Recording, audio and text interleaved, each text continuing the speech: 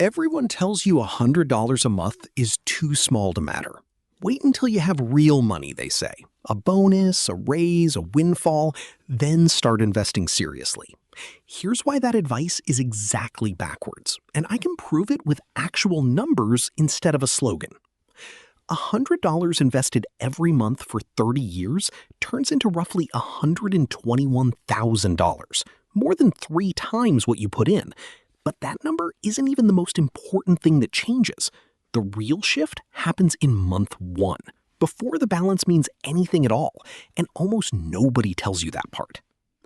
My name is Joey, and on this channel, I want to teach you how to save, invest, use, and grow your money so you can have more freedom and retire earlier without depending on the government. Subscribe to the channel and like this video. Here's the belief that keeps most people out of the market entirely. I'll start investing once I have real money. Once the raise comes through, once the bonus lands, once there's a clean $5,000 sitting around with nothing else to do. It sounds responsible. It is actually one of the most expensive financial beliefs a Henry can hold, and here's why. That $100 a month you're waiting to have enough to invest is already leaving your account right now, just not on purpose. It's the subscription you forgot to cancel, the dinner you don't remember ordering, a dozen small transactions that individually mean nothing and collectively add up to exactly the number you've been telling yourself is too small to invest. Financial advice makes this worse by talking almost exclusively in percentages and 6-figure milestones. Save 20%, max your 401k, get to your first $100,000. Numbers that already assume you're in the game. Almost nobody explains what actually happens in the boring, unglamorous first years of investing $100 a month. Because $100 a month doesn't sell a course. But it does something a one-time $1,000 investment made once and forgotten never does. It changes the category you're operating in. So before the compounding, before any of the big numbers most videos lead with, let's look at what genuinely happens, month by month and year by year, once $100 leaves your account on the first of every month and goes somewhere that compounds, instead of somewhere you'll never notice. Let's run the actual numbers. Year 1, 12 monthly transfers of $100, $1,200 contributed.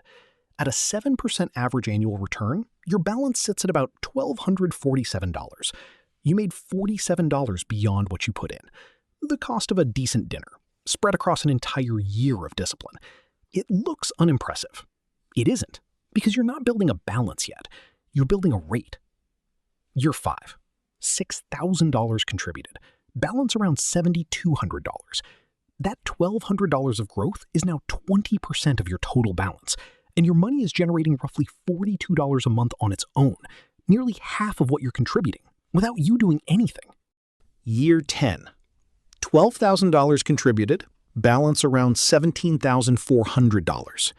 The market did 45% of the work this year. You did 55%. Somewhere around year 12 or 13 at this contribution level, the crossover happens. Your annual return from the market exceeds your annual contribution. After that point, the account grows every year by more than you're putting into it, even if you stopped contributing entirely. Year 20.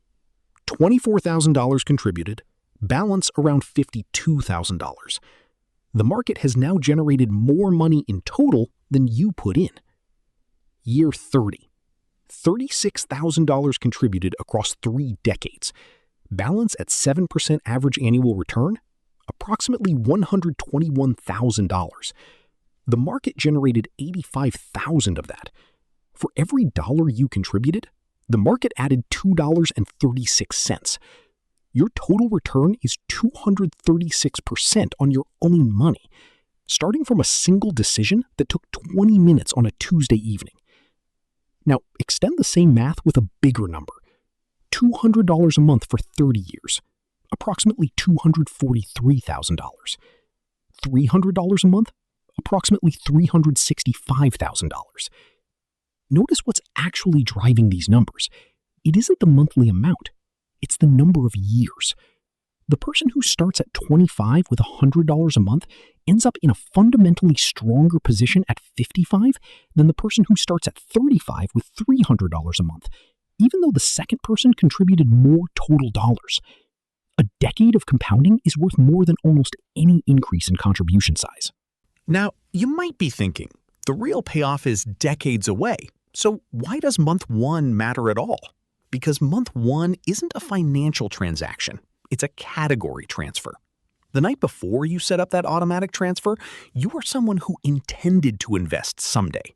The morning after, you're someone who invests. Those are not the same person, and behavioral researchers have found that the single most reliable predictor of long-term investing success isn't the amount, the return, or market timing. It's simply whether the account already exists and already has money moving into it. Here's the first real test. Usually around month 6, the market drops 8% in a few weeks. Your $600 in contributions is suddenly worth $563. Your nervous system treats that loss the same way it would treat physical danger, completely out of proportion to $37. The people who build real wealth are the ones who look at that number, remember they don't need this money for 30 years, and close the app without touching anything. JP Morgan found that missing just the 10 best trading days over a 20-year stretch cut investors' total returns in half, and most of those best days land within 2 weeks of the worst ones. The people sitting in cash waiting for Here's exactly how to start this in the next 20 minutes. Open a brokerage account. Fidelity, Vanguard, and Schwab all work, and all three take about the same amount of time to set up. Link your checking account. Set up an automatic transfer of $100 for the first of every month, the same day your other bills leave. Select a total market index fund. VTI, FZROX, or SWTSX are all reasonable choices. And place the order. Close the app. That's the entire action, start to finish. Then treat the transfer exactly like rent. Automatic, non-negotiable, not up for a monthly vote. When the market drops, as it will, the correct action is no action. You're not being asked to predict anything. You're being asked to not interfere. When your income goes up, and for a Hunry it usually will, increase the transfer instead of pausing it.